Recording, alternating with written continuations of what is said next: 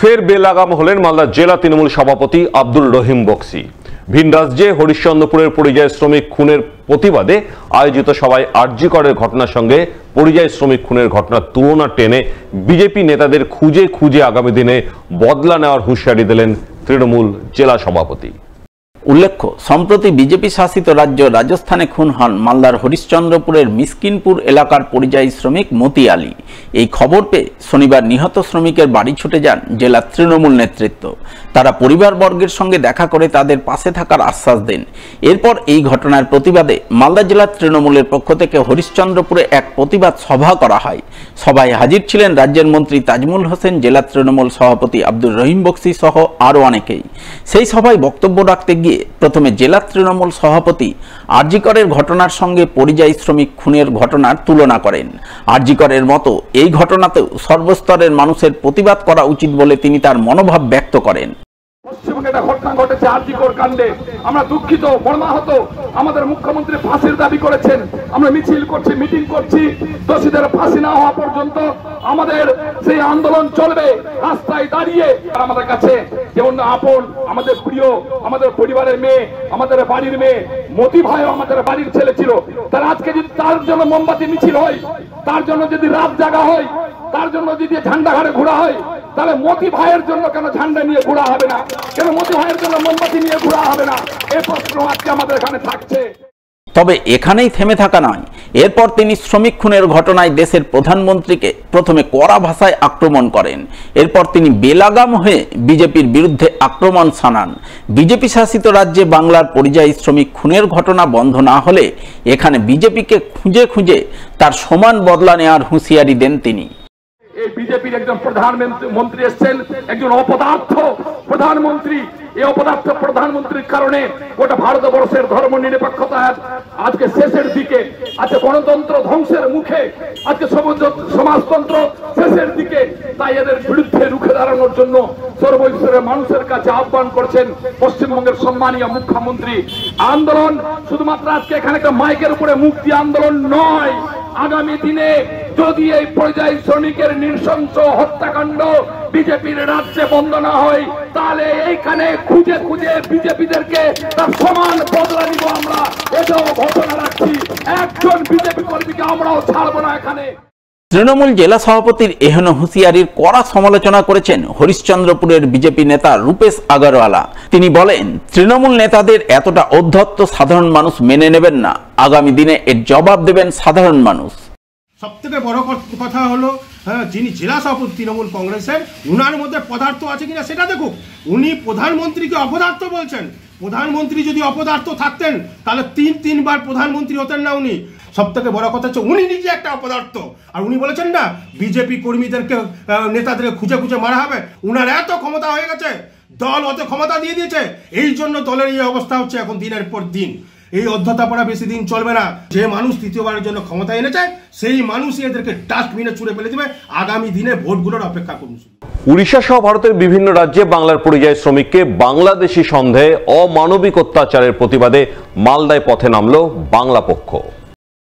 রবিবার বিক্ষোভ কর্মসূচি পালন করল মালদা শহরের ফোয়ারা মোড়ে। বিক্ষোভে নেতৃত্ব দিলেন বাংলা পক্ষের রাজ্য সাধারণ সম্পাদক গর্গ চট্টোপাধ্যায়।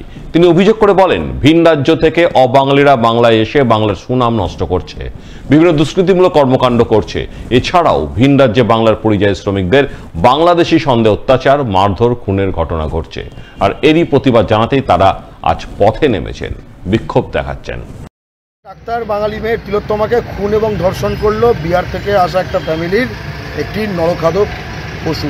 এই নিয়ে বাঙালি যখন প্রতিবাদ করছে, ঠিক সেই একই সময় আমাদের ছেলে মেয়েদের, আমাদের পরিযায়ী শ্রমিক বাঙালি ভাইদের বাইরের রাজ্যে একের পর এক মারা হচ্ছে, পেটা হচ্ছে, খুন করা হচ্ছে। বাঙালি নারীদের যে বহিরাগত ধর্ষক খুনি যারা রয়েছে তাদের ফাঁসি চাই, এবং বাংলার বাইরে বাঙালি পরিযায়ী শ্রমিক ভাইদের যেভাবে খুন খারাপি করা হচ্ছে, তাড়ানো হচ্ছে, তাদের তো শাস্তি চাই। কিন্তু এই সমাধানের জন্য বাংলার মাটিতে যে 1,20,00,000 বহিরাগত আছে, তাদের জায়গায় আমাদের বাংলার বাঙালি ছেলে মেয়েদের চাকরি তাদের স্থলে চাই। এই মাটি বাংলার বাঙালির সকলের আগে, তারপরে বাকি। সিপিআইএম যুব সংগঠন ডিওয়াইএফআই এর ওল্ড মালদা লোকাল কমিটির 19তম সম্মেলন হয়ে গেল রবিবার। এদিনে সম্মেলন অনুষ্ঠিত হয় মঙ্গলবাড়ি ওসমানিয়া হাই মাদ্রাসা প্রাঙ্গণে। সম্মেলন শুরুর প্রাক্কালে ডিওয়াইএফআই এর সদস্যরা মিলে মঙ্গলবাড়ি এলাকায় আরজি কর কাণ্ডের প্রতিবাদে ধিক্কার মিছিল করেন। আরজি কর কাণ্ডে প্রকৃত দোষীদের শাস্তির দাবি জানান।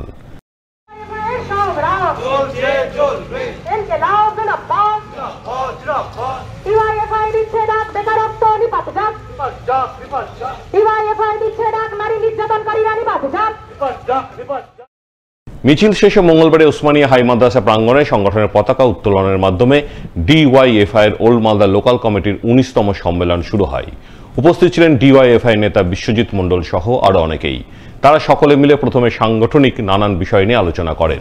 এরপর আলোচনার ভিত্তিতে সংগঠনের নতুন কমিটি গঠন করা হয় বলে জানা গেছে। সম্মেলনে নতুন কমিটি তৈরি হবে, নতুন আন্দোলনের রূপরেখা তৈরি হবে, আগামী দিনে ডিওয়াইএফআই পথ চলার যে অঙ্গীকার দাবি দেওয়া সেটা আলোচনা হবে। সরকার 2011 সাল থেকে আসার পরে গোটা রাজ্যের বুকে ধর্ষণ, নারী নির্যাতন একের পর এক বেড়ে চলেছে। আমরা দেখেছি কাটোয়া, কামদুনির মতো দোষীদের বিচার হয়নি, তারা ছাড়া পেয়ে যাচ্ছে। এই যে রাজ্যের যে প্রহসন, সাধারণ মানুষ নারী নির্যাতনের যা চলছে তার বিরুদ্ধে ডিওয়াইএফআই আজকে পথে। মালদায় অনুষ্ঠিত হতে চলেছে sub junior girls national football championship. আর এই সেমিফাইনাল পর্বের খেলার আগে রবিবার মালদায় এলেন আইএফ এর সম্পাদক। ঘুরে দেখলেন মালদার ডিএসএ পরিকাঠামো। গত 2রা সেপ্টেম্বর থেকে মালদায় শুরু হয়েছে sub junior girls national football championship, যার সেমিফাইনাল পর্বের খেলা অনুষ্ঠিত হবে সোমবার। সেমিফাইনালে মুখোমুখি হতে চলেছে বিহার এবং ঝাড়খণ্ড দল। তাই সেমিফাইনাল পর্বের খেলার প্রাক্কালে রবিবার মালদায় এলেন আইএফ এর সম্পাদক অনির্বাণ দত্ত। তিনি ঘুরে দেখলেন মালদার ডিএসএ পরিকাঠামো। ঘুরে দেখার পর আইএফ এর সম্পাদক অনির্বাণ দত্তকে মালদার ডিএসএ এর তরফে সম্বর্ধনা জানানো হয়।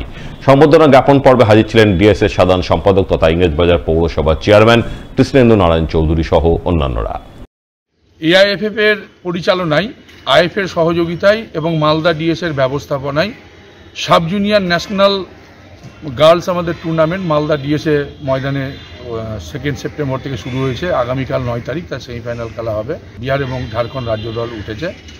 আজকে আইএফ এর মাননীয় সম্পাদক অনির্বাণ দত্ত মালদা ডিএসএতে এসেছিলেন এবং সেখানে আমাদের কৃষ্ণেন্দু চৌধুরী মালদা ডিএসএ মাননীয় সম্পাদক, তিনি আমন্ত্রণ জানিয়েছিলেন। তিনি এসেছিলেন আজকে সৌজন্য সাক্ষাৎ করতে। উনি পরিকাঠামো দেখলেন এবং কৃষ্ণেন্দু চৌধুরীর নেতৃত্বাধীন মালদা ডিএসএর যা পরিকাঠামো, সেই পরিকাঠামোর জোরেই কিন্তু আমরা এই খেলাগুলো আনতে পারি।